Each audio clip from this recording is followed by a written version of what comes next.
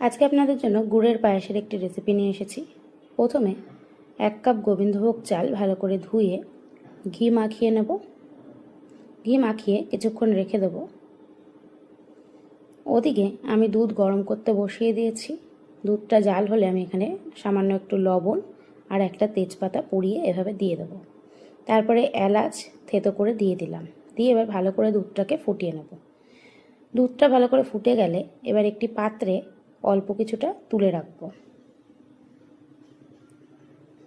তুলে রেখে এবার এর মধ্যে একটা পাটালি গুড় ভেঙে দিয়ে দেব, গলতে দেবো। এটা যতক্ষণ হোক গলুক। আর এদিকে দুধ ভালো করে ফুটে গেছে। এবার আমরা ঘি মাখানো চালটা দিয়ে দিলাম। দিয়ে বেশ গ্যাস কমিয়ে অনেকক্ষণ ধরে, প্রথমে আগে গ্যাস বাড়িয়ে ফুটিয়ে নেব, তারপরে গ্যাস কমিয়ে দিয়ে অনেকক্ষণ ধরে ফোটাবো।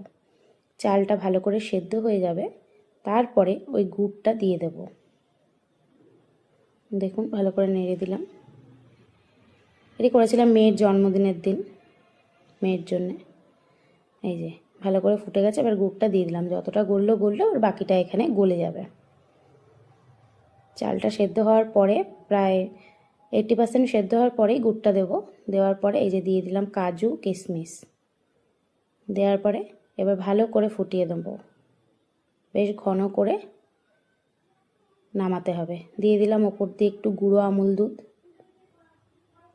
গুঁড়ো আমুল দুধ দিলেও ভালো করে একটু নাড়িয়ে নিলাম। যেহেতু দলা পেকে যায় সে কারণে একটু ভালো করে বেশ অনেকক্ষণ ধরে নাড়াতে হবে। আর একটু গুলিয়ে দিয়ে দিলাম, আর 1 প্যাকেট গুলিয়ে দিয়ে দিলাম আমুল দুধ। দিয়ে এই যে ঘন করে নামালেই রেডি হয়ে যাবে আমাদের গুড়ের পায়েস। তো কেমন লাগলো রেসিপিটি অবশ্যই জানাবেন। ভালো লাগলে লাইক কমেন্ট শেয়ার করে দেবেন। ধন্যবাদ। আজকে আপনাদের জন্য গুড়ের পায়েসের একটি রেসিপি নিয়ে এসেছি। প্রথমে 1 কাপ গোবিন্দভোগ চাল ভালো করে ধুয়ে ঘি মাখিয়ে নেব। ঘি মাখিয়ে কিছুক্ষণ রেখে দেব। ওদিকে আমি দুধ গরম করতে বসিয়ে দিয়েছি। দুধটা জাল হলে আমি এখানে সামান্য একটু লবণ আর একটা তেজপাতা পুড়িয়ে এভাবে দিয়ে দেব। তারপরে এলাচ থেতো করে দিয়ে দিলাম।